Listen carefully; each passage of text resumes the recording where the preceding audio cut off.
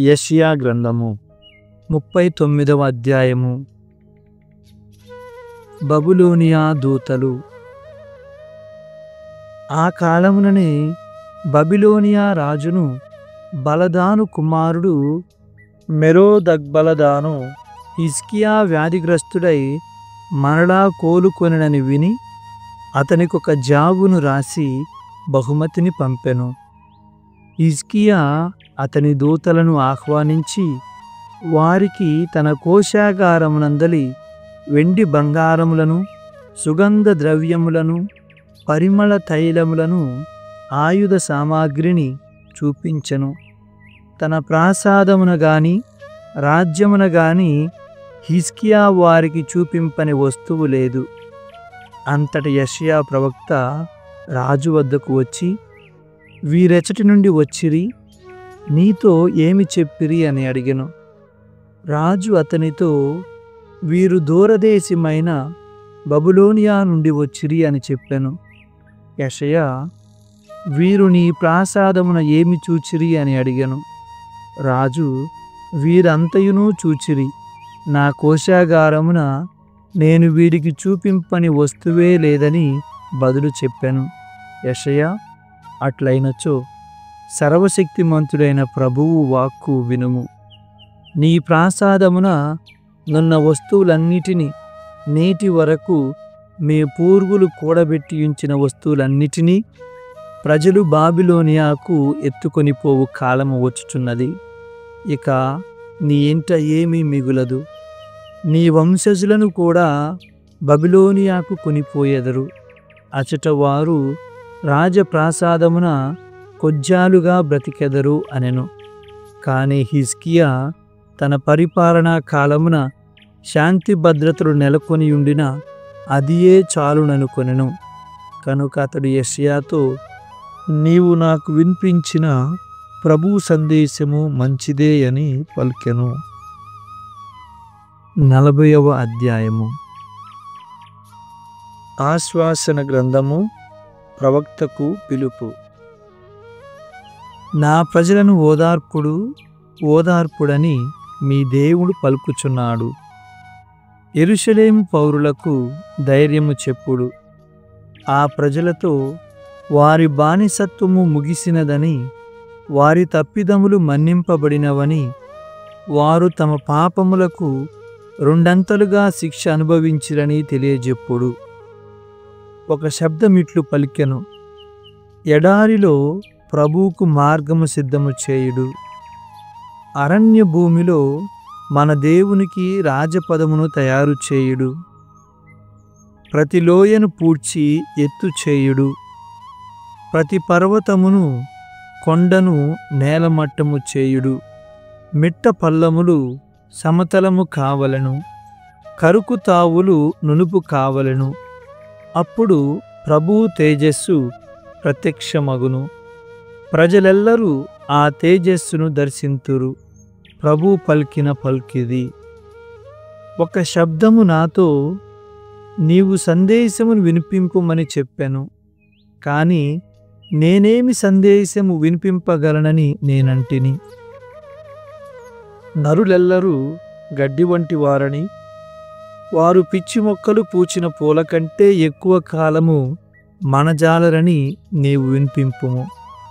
ప్రభువు శ్వాసనూది గాలిని తోలింపగా గడ్డి ఎండిపోవును, పువ్వు వాడిపోవును.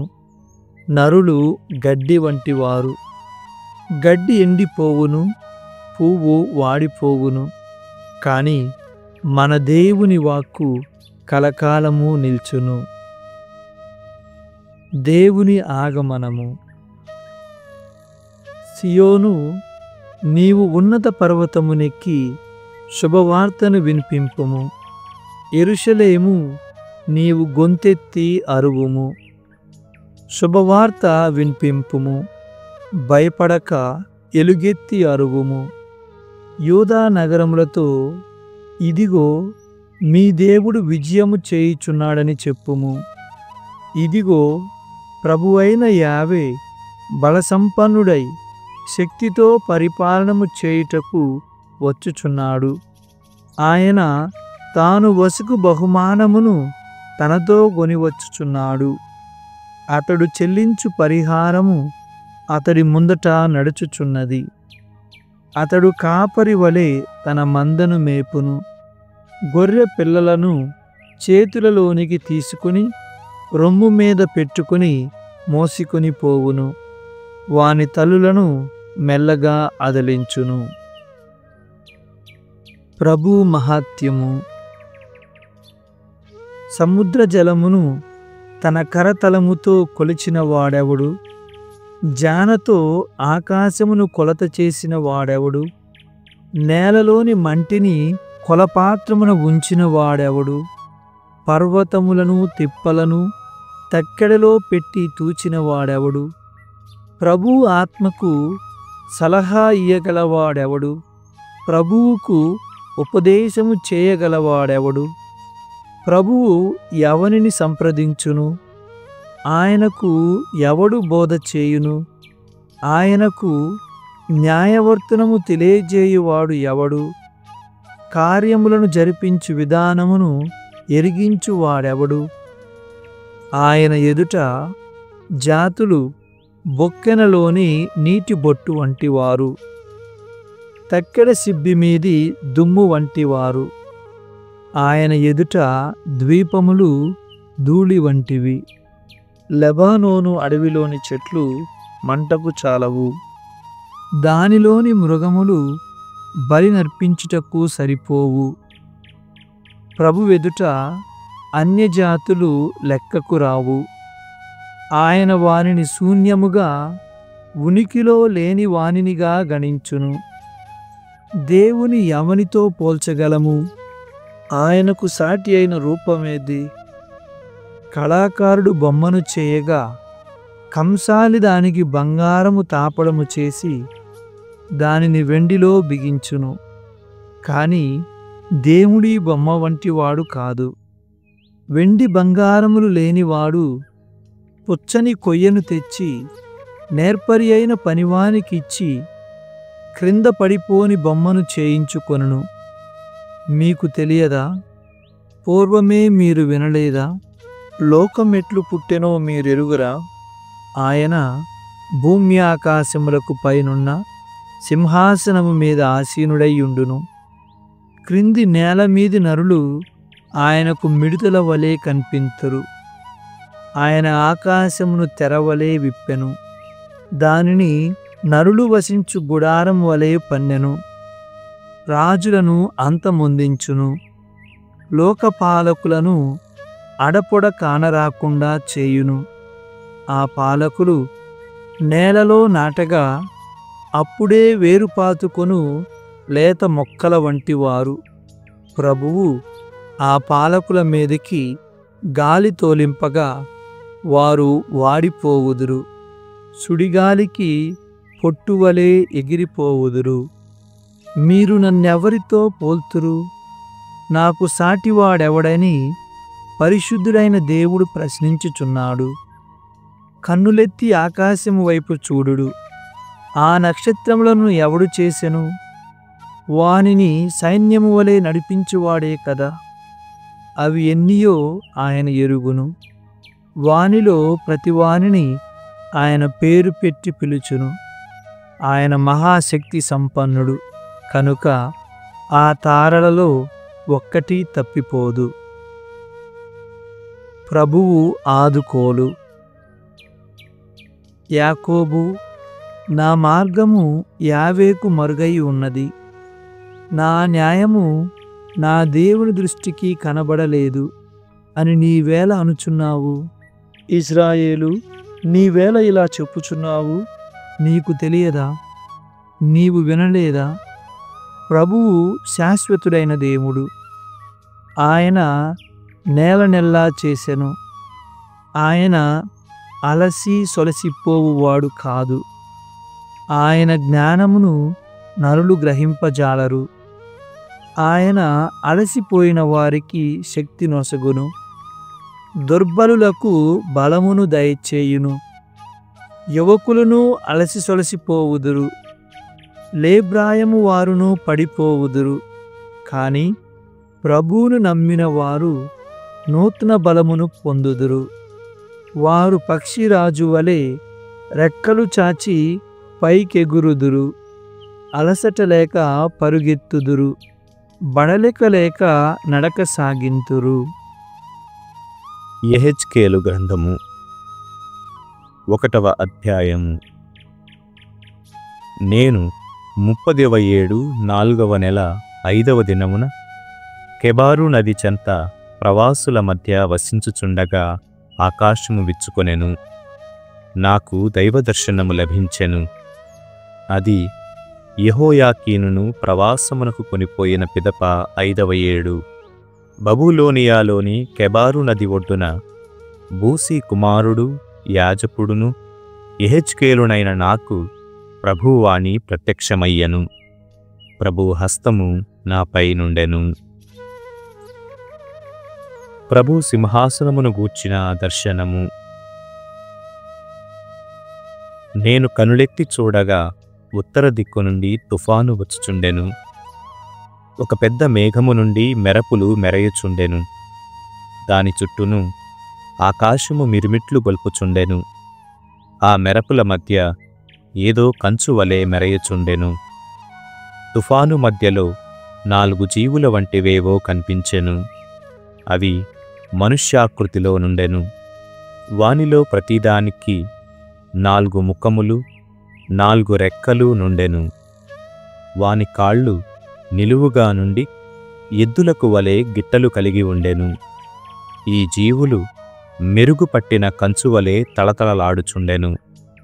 4 ముఖములు 4 రెక్కలతో పాటు వానిలో ప్రతిదానికి 4 మానవ హస్తములుండెను.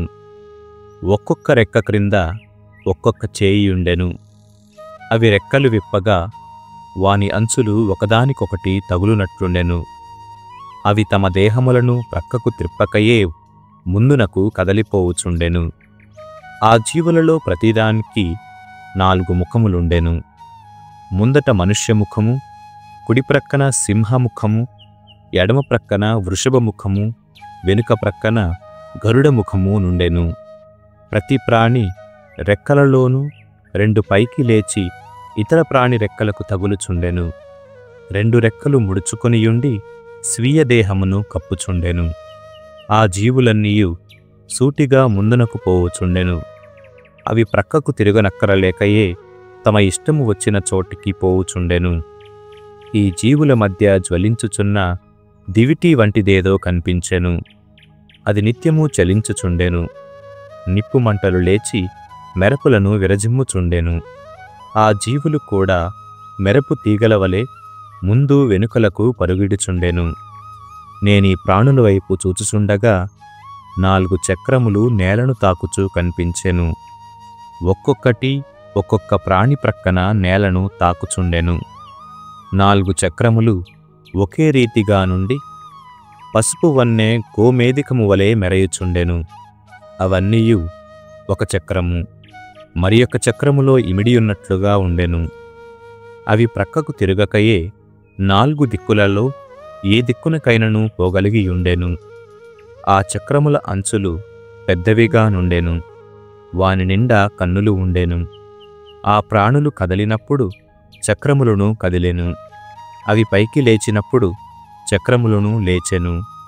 ఆ ప్రాణులు తమ ఇష్టము వచ్చిన చోటికి పోవుచుండెను. చక్రములను వానిని అనుసరించుచుండెను. ఆ జీవులే వానిని నడిపించుచుండెను. కనుక ఆ జీవులు కదలినను ఆగినను పైకి లేచినను చక్రములను అట్లే చేయుచుండెను. ఆ జీవులే వానిని నడిపించుచుండెను. ఆ ప్రాణుల తలపై గోళాకారపు కప్పు వంటిదేదో యుండెను. అది స్ఫటికము వలె మెరయుచుండెను. ఆ కప్పు క్రింద ఆ ప్రాణులు నిలిచియుండెను. అవి ఒక్కొక్కటి 2 రెక్కలను తన ప్రక్కనున్న ప్రాణుల వైపు విప్పించెను. 2 రెక్కలతో తమ దేహమును కప్పుకొనుచుండెను. అవి ఎగురునప్పుడు తమ రెక్కలతో చేయు నాదము నా చెవినబడెను. అది సముద్రపు ఘోషము వలెను, మహాసైన్యపు నాదము వలెను, సర్వశక్తిమంతుడైన ప్రభుధ్వానము వలెను ఉండెను. అవి ఎగరనప్పుడు రెక్కలను మూసికొనుచుండెను. అట్లు మూసుకునిన పిమ్మట కూడా వాని తలల మీది కుండ్రని కప్పు నుండి నాదము వినిపించుచునే ఉండెను. వాని తలపైనున్న కప్పు మీద నీలమణి సింహాసనము వంటిదేదో కనిపించెను. ఆ సింహాసనముపై నరాకృతి కలిగిన జీవి ఒకడు కూర్చుండియుండెను. అతడు కంచువలే మెరయుచుండెను. అతని నడుమునకు పైభాగమును క్రింది భాగమును కూడా అగ్నిమయమై ఉండెను. అతని చుట్టూను కాంతి మిరిమిట్లు గొల్పుచుండెను. అది వాన రోజున కనిపించు రంగుల విల్లు వలె ఉండెను. ఆ కాంతి ప్రభు తేజస్సు వలె నుండెను. దానిని చూచి నేను నేలపై బోరగిలపడి తిని. అప్పుడు నేనొక స్వరము వింటిని. సామెతల గ్రంథము 11వ అధ్యాయము. దుబారా ఖర్చులతో సంసారమును నాశనం చేసుకుని వానికి ఏమీయూ మిగలదు. అవివేకి జ్ఞానికి దాసుడగును.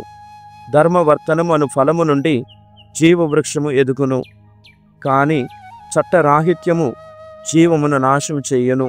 ధర్మాత్ములకి ఈ లోకముననే ప్రతిఫలము లభించునన్నచో దుష్టులు పాపకర్ములకు మాత్రమెచ్చుట శిక్ష తప్పునా?